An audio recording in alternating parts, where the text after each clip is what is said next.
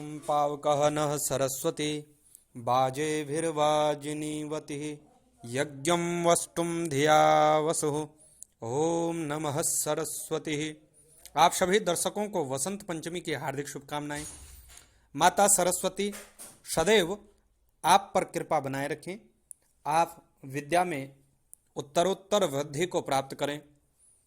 यदि आप संगीत और कला के क्षेत्र में हैं तो माँ सदैव आपको सुमधुर कंठ दें, यही हम आपके लिए शुभकामनाएं करते हैं। नमस्कार मित्रों, बहुत बहुत स्वागत है आपका मेरे चैनल पर। मैं आचार्य पंकज शास्त्री आपका अपने चैनल में हार्दिक अभिनंदन करता हूं।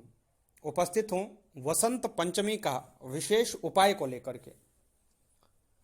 16 फरवरी सन 2021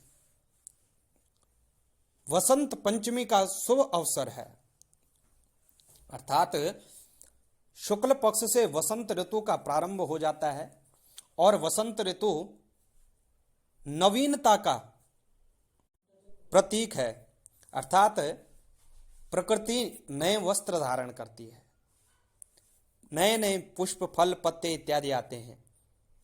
मौसम में अद्भुत बदलाव आपको देखने को मिलता है। ऐसे ही वसंत पंचमी जब तिथि आती है, शुक्ल पक्ष पंचमी तिथि, तो यह तिथि का विशेष अपने आप में विशेषता है। बहुत ही महत्वपूर्ण यह तिथि होती है। हमारे सनातन धर्म में कुछ तिथियां ऐसी हैं जो तिथियां अपने आप में सर्वश्रेष्ठ तिथियां हैं। इनमें किसी भी प्रकार का आपको मुहूर्त देखने की आवश्यकता नहीं होती है। आप 16 संस्कारों में से जो 15 संस्कार होते हैं, 15 संस्कार आप कभी भी कर सकते हैं इस तिथि पर। अन्य दिनों में करेंगे तो मुहूर्त निकलवाने पड़ेंगे, लेकिन शादी विवाह मुंडन इत्यादि विशेष रूप से वसंत पंचमी पर किए जाते हैं। साथ ही इस दिन मां सरस्वती का पूजन होता है। 16 फरवरी को पूर्वाह्न काल में भगवान श्री विष्णु, सरस्वती, श्री कृष्ण, राधा, रति और कामदेव की पूजा की जाती है। लाल पीले पुष्पों से की जाती है। अर्थात यह कहा जा सकता है कि यदि आपको धन ऐश्वर्य सुख समृद्धि चाहिए तो आपको श्री विष्णु पूजन करना चाहिए। यदि आपको संगीत कला नृत्य शिक्षा चाहिए तो आपको सरस्वती का पूजन करना चाहिए। यदि आप प्रेम का अभाव है, आपके जीवन में प्रेम चाहिए तो आपको श्री कृष्ण राधा का पूजन करना चाहिए।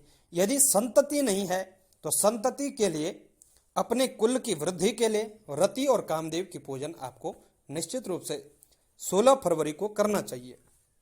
इस दिन विशेष रूप से लाल पीले पुष्पों से, गुलाल अर्घ्य नैवेद्य से, भीगी हुई हल्दी, गुड़ शक्कर घी आदि का भोग लगता है। मीठे चावलों का और पीले हलवे का भोग भगवान को लगता है। और यदि आप विशेष रूप से विद्या प्राप्त करना चाहते हैं तो मां सरस्वती का पूजन इस दिन विशेष रूप से किया जाता है। माता सरस्वती का पूजन करें। यदि आपकी स्मरण शक्ति कमजोर है, याद नहीं होता, याद किया हुआ भूल जाते हैं, आत्मविश्वास की कमी है, और अत्यधिक लोगों में यही दिक्कत होती है कि आत्मविश्वास की बहुत कमी रह जाती है। तो आत्मविश्वास की कमी यदि आप में भी है तो निश्चित रूप से आपको सरस्वती का पूजन अवश्य करना चाहिए। माँ भगवती ज्ञानदायिनी है, अंधकार रूपी अज्ञान को हरने वाली हैं, तो निश्चित रूप से आपको सरस्वती पूजन करना चाहिए। सरस्वती पूजन विधि संक्षिप्त रूप से यदि हम बताएं तो सर्वप्रथम आपको मां भगवती का आवाहन करना चाहिए। अपने सामने एक प्रतिमा लगाएं, आवाहन करके 16 प्रकार के पूजन, पाद्य, अर्घ, आचमन, भोग इत्यादि का 16 प्रकार के पूजन होते हैं। पूजन कर लीजिए, ध्यान कर लीजिए। ओम ह्रीं सरस्वते नमः, इस महामंत्र का आप जितनी भी संख्या में जप कर सकते हैं अवश्य रूप से कीजिएगा। आपको निश्चित रूप से बहुत जल्दी इसका प्रभाव देखने को मिलेगा।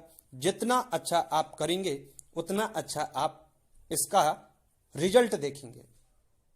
तो मां भगवती का पूजन आपको निश्चित रूप से करना चाहिए, सरस्वती मां का। यदि आपको सुख समृद्धि चाहिए तो भगवान विष्णु की प्रतिमा लेकर के सत्यनारायण कथा विशेष रूप से की जाती है वसंत पंचमी पर।